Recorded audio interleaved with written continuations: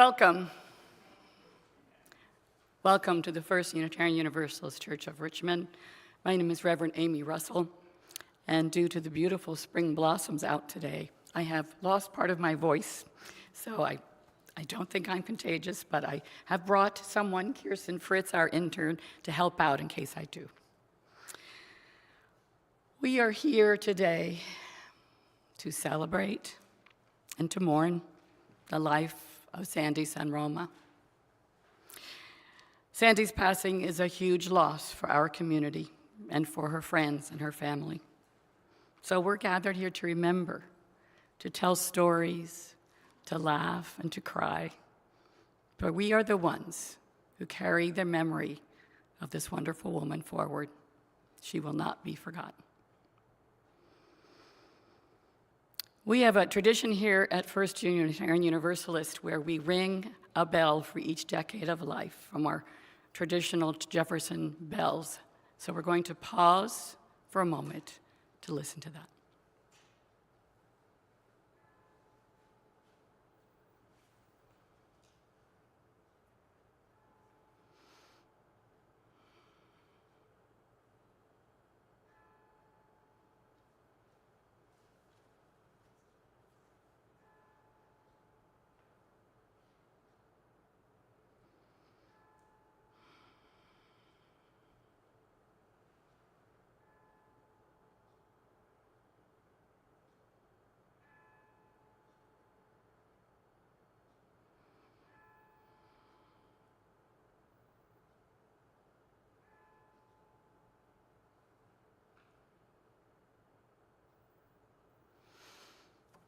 Please stand in body or in spirit as we sing our opening hymn, Abide With Me, which is number 101 in your gray hymnal. We're actually going to take a quick break to go grab our hymnals. Oh. Thank you. I'm sorry about that, but they're coming in a minute.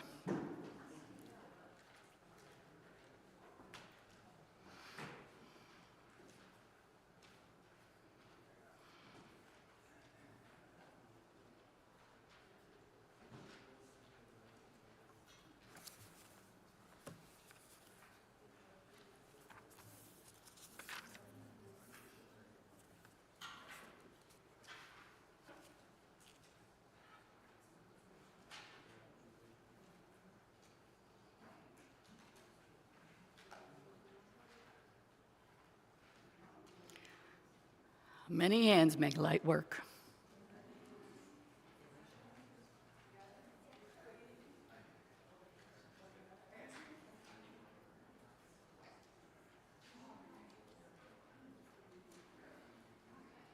Thank you, helpers. Now let's please stand as we sing our opening hymn, number 101, Abide With Me.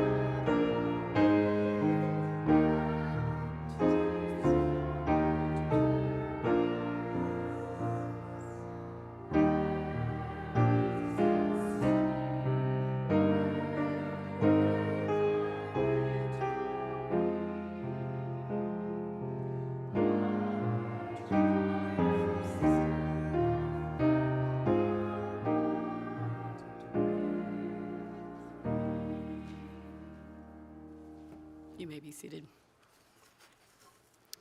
So we're changing the order of things. We're going to do our chalice lighting next. So I'm going to invite Ulysses, Sanroma, and Christina Albin to come forward to light our chalice.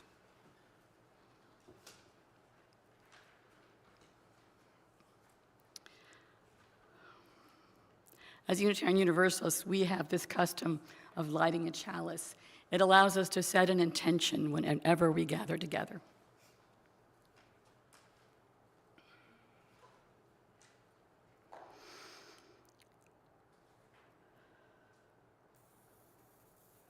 We light this chalice to honor the memory of Sandy Sanroma. May our memories of Sandy light our lives as we grieve.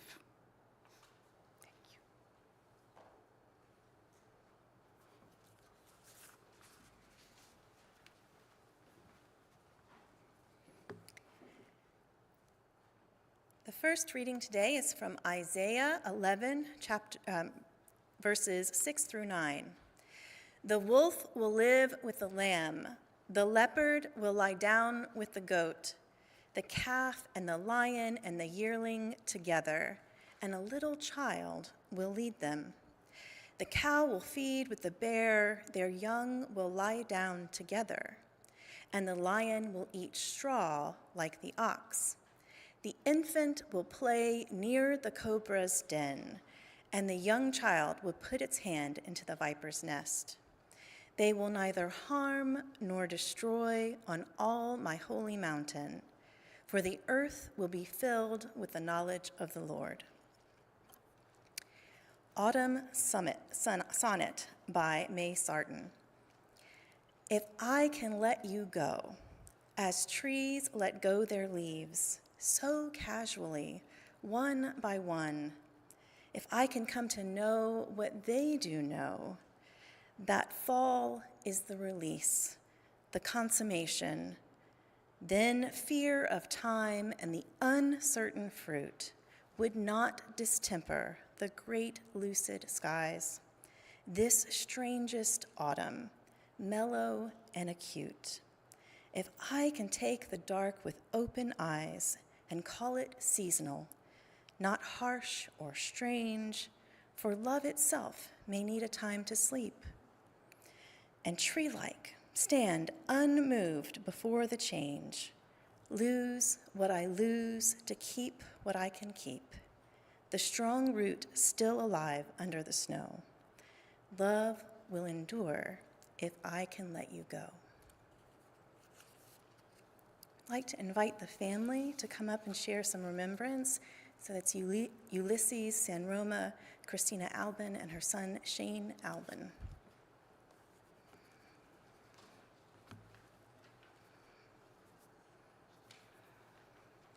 Hello. Do you hear me well? Yes. I'm not a very good speaker, and I will live to tell the story of my wife and achievements to our daughter. What I want to emphasize my wife's great human qualities. She was kind, considerate, and very sympathetic to everybody. She was very tolerant and never imposed her beliefs or wishes to anybody, including her family. She was very committed to society in general and active even in politics. Anyway, that's why she chose a career in social service. She was also fond of writing, and she had a book concerning my families during the Civil War. There is a book probably in this library, and if not, I'll be sending one. She loved animals, and we had 3 generations of dogs, and also one. All right, now we grew together at the University of Delaware, and we married there in 1963, so it's been 61 years ago. We live happily after.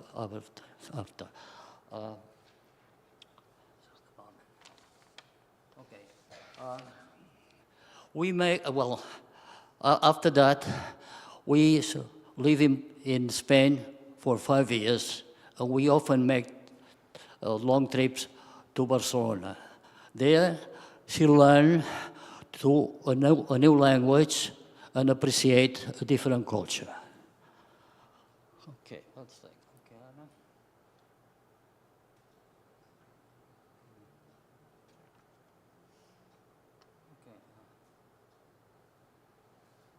Okay, Anna.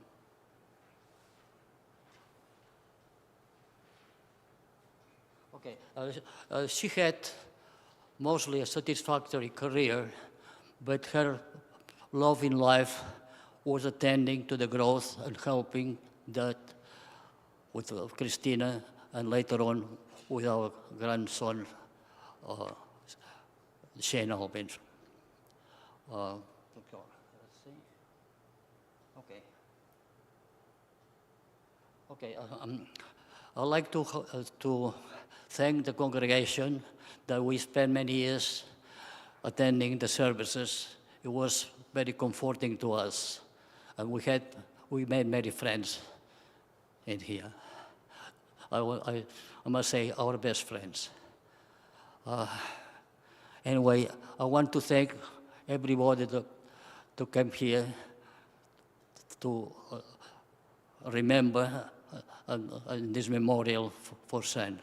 Thank you very much.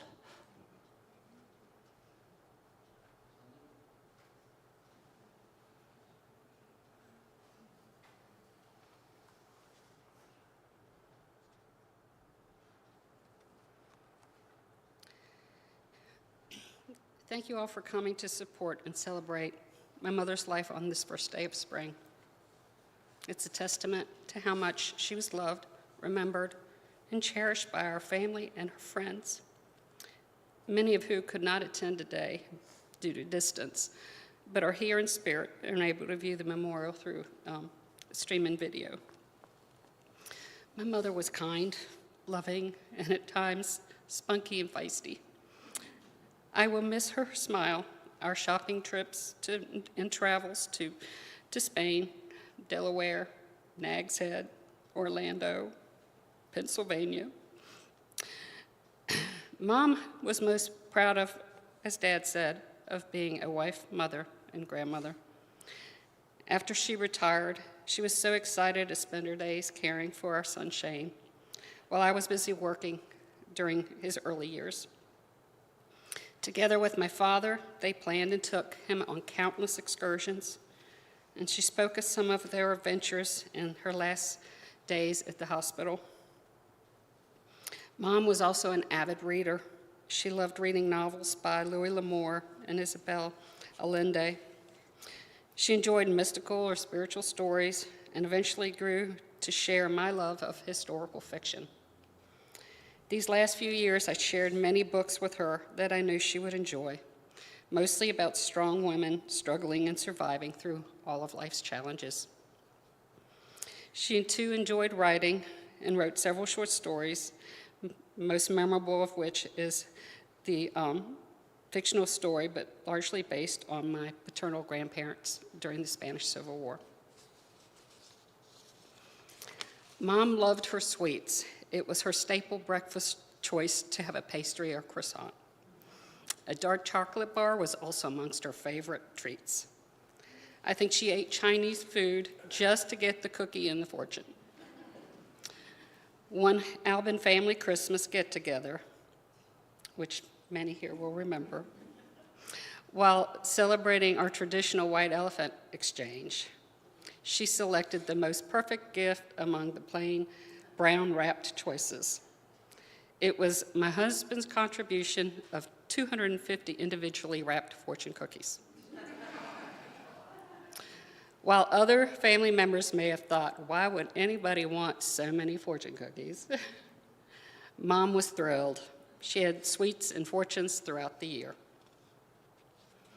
As a teenager, I remember Mom always enjoyed participating in whatever fad was going on of the day. She bought me a pet rock, herself a Cabbage Patch doll, and both of us mood rings. We enjoyed sharing our moods, whether they be blue, black, or a happy violet color. My mom was a strong advocate for animal rights, given the Wildlife Federation, the ASPCA. I believe her love of animals was in large part to having dogs as pets throughout most of her adult life. When I was young, together, my grandmother and Dad and her surprised me with a Shetland sheepdog. My mom grew to love Cinnamon and basically adopted her as her own. Cinnamon ended up having 2 litters of puppies, which together we chose clever names for them based on candy bars. We had Snickers, Peppermint Patty, and Baby Ruth.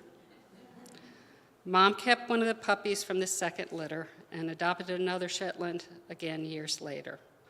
She proudly hung all their pictures throughout the house.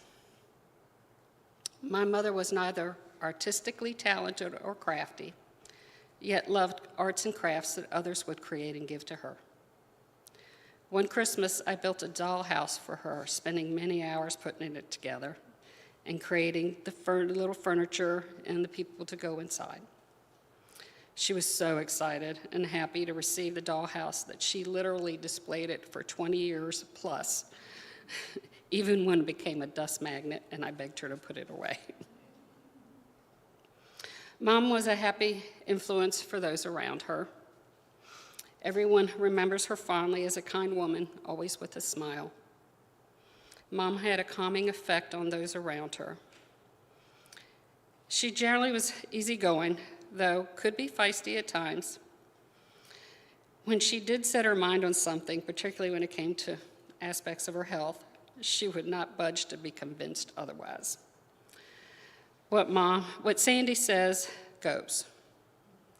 When we were going to Barcelona one year, to spend the once-in-a-lifetime Olympic trip to the Summer Olympics, and the airline told us that the travel agency canceled our flights, even though we had paid tickets in hand.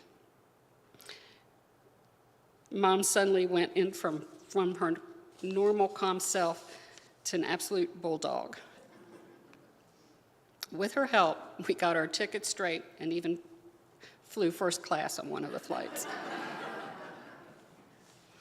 I will miss Mom dearly, but it's through friends and family that her spirit and memory will be kept alive. Thank you all. Oops.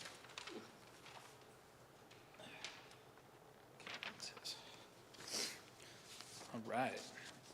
Hi, everybody, and thank you all for coming to celebrate the life of my grandmother. So growing up, I almost had 2 homes, my actual home and my grandparents' place. I would oftentimes go there to their house after school or throughout the days of summer vacation and spend countless hours there with them. Grandma would always be eager to make plans for these visits in advance, and whether that be taking a trip to the Chester Pool CRA, Maymont just down the road right here, Busch Gardens, or just a stroll around the neighborhood. We were always busy with what she was coming up with. She always valued sharing experiences with me and our family whenever the opportunity arose. She suggested going out to dinner for every birthday and would write out the most thoughtful messages on the birthday cards she would gift us. Oftentimes we would have them up in my room for years after. So I have a collection of paragraph birthday cards that look like this. The most fascinating thing about Grandma was her literature and attempted artistic skills. Alongside my grandfather, they created short printable family history novels with illustrations and stories from our family's past, almost like personal children's book of our own family's history. She was an avid swimmer, completing countless laps at the CRA before grabbing a snack from me while I was working my first job there at the pool snack bar. And I'm almost certain that to this day she holds the records for most laps swam there in a single day. The most striking thing about her was her compassion for others' well-being. This was especially noticeable through her love for nature and wildlife. The soft spot and gentleness she had for animals was contagious, almost as if she was a real-life version of Snow White. She was obsessed with Ansel Adams, the famous landscape photographer, and his entire body of work. She once gifted me a framed shot from a unique perspective of Yosemite Valley in California, a place my mother and me just visited a few years ago. And she was very excited to hear that we were going there and hear of everything that we did and experienced. Let's see, sorry.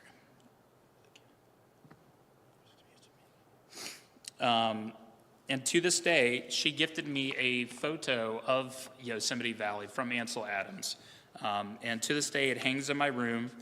And every time that I sit and look at it, I can't help but think of her and the interests that we shared together. She taught me patience, compassion, generosity, and empathy, traits of hers that I will never forget and try to exhibit every day. Considering all this, the biggest thing she had ever given me was my red hair. Something that makes her, my mother, and myself very distinguishable. And something that has been a big talking point in my life every day, as I'm sure as it was for her as well. I'm proud to have it because I know I wouldn't have it without her. And I miss her dearly, but when I think back through life and all the memories we shared, the emotions that I feel the most when remembering her is the euphoric feeling of being a kid again. With not a worry in the world because you know you're right where you're supposed to be. So. Thank you all for coming, and that's all that I have. Thanks.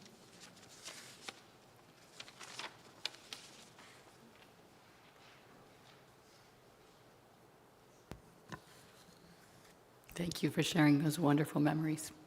Please stand as we sing our hymn, number 123, Spirit of Life, in your hymnal.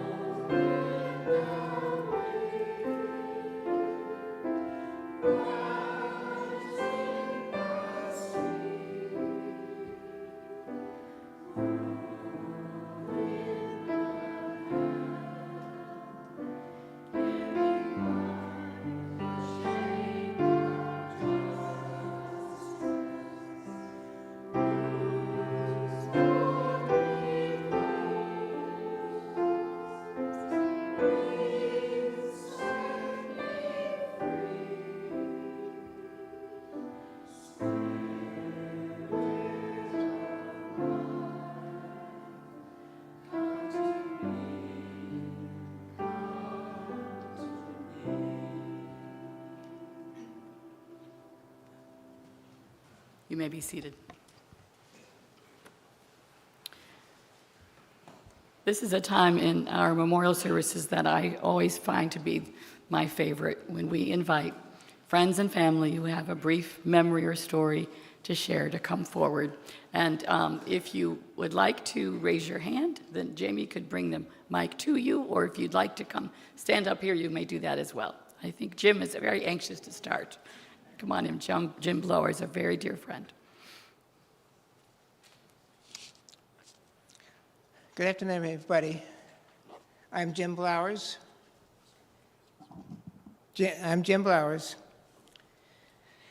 Ann and I met Sandy and Ulysses somewhere around the autumn of 2008. At that time, Adele McLean and I were setting up a carpool project in which people could come and volunteer their names and addresses, and we could pair them up. Well, one day, a couple came to submit their names. They were Sandy and Ulysses. I found right away that with me living in Chester and they living in Chester, that the four of us would make a good carpool pair. So we started carpooling with each other until May of 2010, when Ann and I moved to northern Chesterfield County to get closer to the church. But still, we kept up our friendship. We went on various outings together, sometimes as others, to kindergartens, Maymont, VMFA, and others. We visited the gardens several times during their Christmas display, resulting in a picture that I have. You can take a look at afterwards, that you call The Three Blue Women.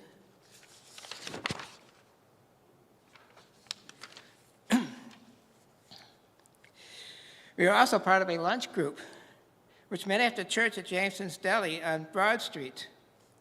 There was a group of us who would go to these places, and I called them the Gang of Eight at the time.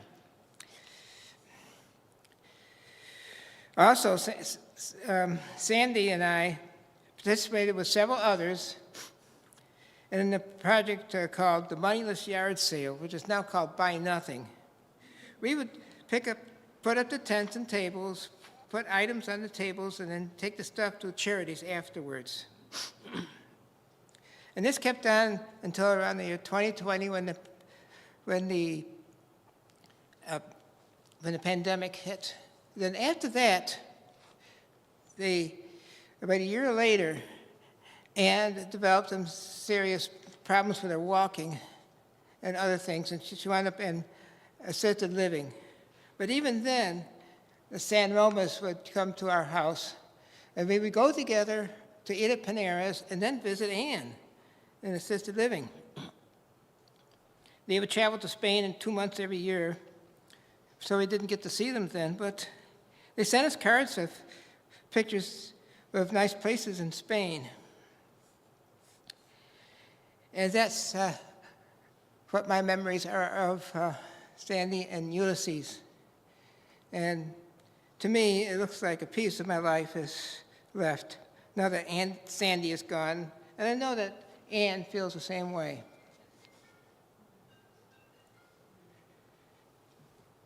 Thank you, Jim. Who else would like to share? And if you'd like to share from your seat, you can just raise your hand. We'll bring the mic to you, or you can come forward. We love to hear stories. Elaine? You may have to pull it off of there. There you go. Sandy was a good friend.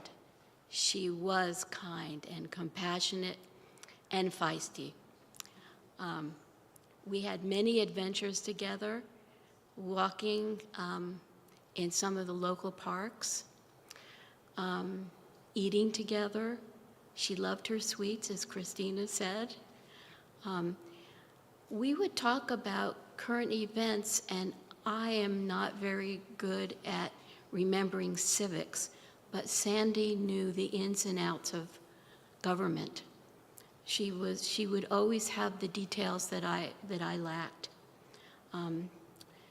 And I want to tell you that she was a quiet person, but her favorite book that I read was an adventure of all adventures of a young woman who went to Alaska in the 1800s and had a rip-roaring adventure. So Sandy had adventures when she couldn't maybe do some of the things that we can't do as older people. She had them in books, and she had an adventurous spirit. She told me many times of the wonderful adventures she had with Shane, her grandson. She remembered trying to keep up with him at Maymont when he was climbing rocks, and she was just worried that she might lose him, but he didn't get lost. And we had many good times with Sandy and Ulysses, meeting in restaurants, taking walks, and she would sign her cards to me, Friends Forever. And her friendship, even though she is not here, her friendship is alive with me and will be for the rest of my life. Thank you. Thank you, Helene.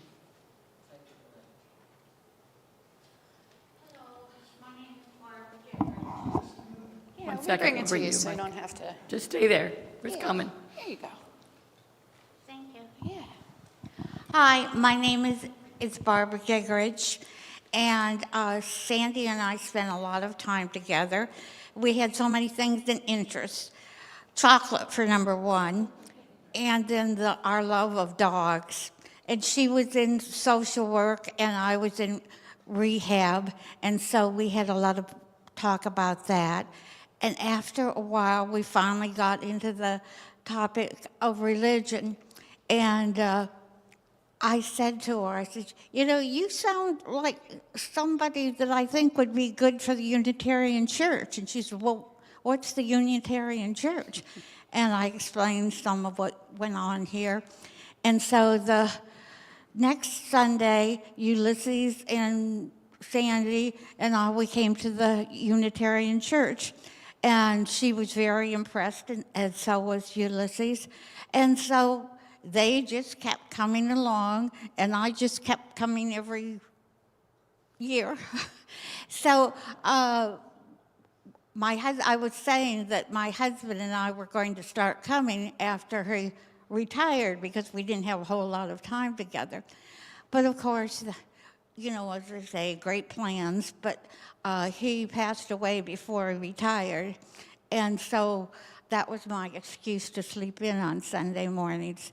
But I read one of Sandy's books, and I can remember telling her, this doesn't sound like you at all. It's just, oh, thank you, Barbara. Thank you so much. And it didn't, and I was really surprised, and it was so well written, and got involved in the story of a man up in the cold. It was like, 30 years ago or something, so my memory isn't so great anymore, but I remember I enjoyed it very much. Sandy and I had a lot of time together, and I will miss that. Bye now. Thank you, Barbara.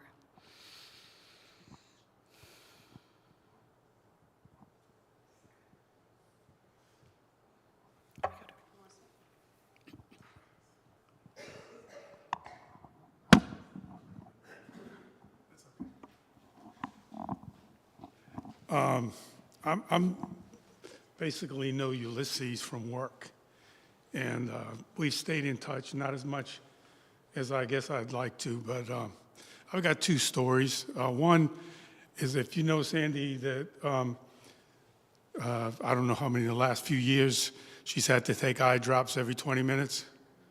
Yeah. So we went to a restaurant, I don't remember where, and that's how I first found out she had to, you know, every 20 minutes, she's going to the bathroom and coming back, right? So we go to the Bonefish, and we get there, and Sandy starts rifling through her pocketbook, and she doesn't have any eye drops. So she turns to Ulysses and says, we've got to go. And I'm like, no, you're not going. I said, there's a CVS right up the street. I'll drive you up there. And we'll come back, and you know, we'll finish the dinner, and that's what we did. So that's kind of my one story. The other story is more of a.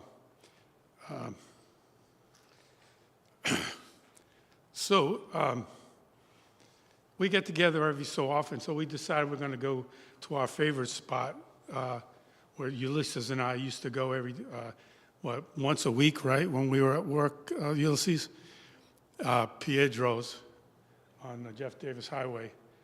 And we went there, and before we went, I've been going through a lot with my daughter. She has mental illness. So a couple of times I had to come up with some story why I couldn't go. And I wanted to do that again, but I didn't. I said, no, I'm going because I said I'm going. And I got there, and I was telling Ulysses a little bit about what was going on. And this is because I've heard, everybody knows how loving and compassionate she is. And I had prayed to God before I went, God, give me the strength to do this, like he's giving me the strength right now to talk to you, because this is not something I normally do. And I was focusing on Ulysses, talking to him, and then Sandy said something to me. I don't even remember what it was, and just peace came over me. And I remember saying, thank you, Jesus, for that. And I was so thankful. I never told you, Ulysses. I never told her. But you and Sandy have been such a blessing to us. And I just wanted you to know that. And I'm sorry I didn't tell her, but I want her to know as well, because I know she knows. Thank you. Thank you very much.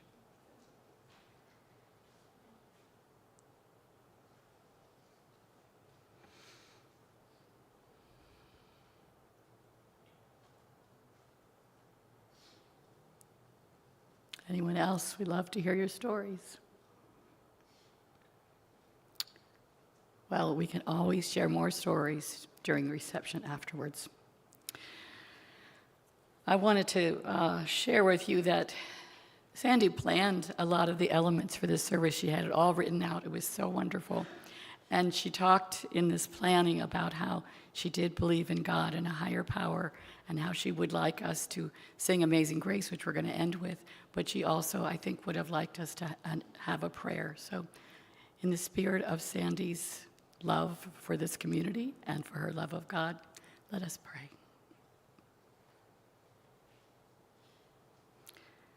Gracious Spirit, creator of life, carrier of hope, make your presence known among us.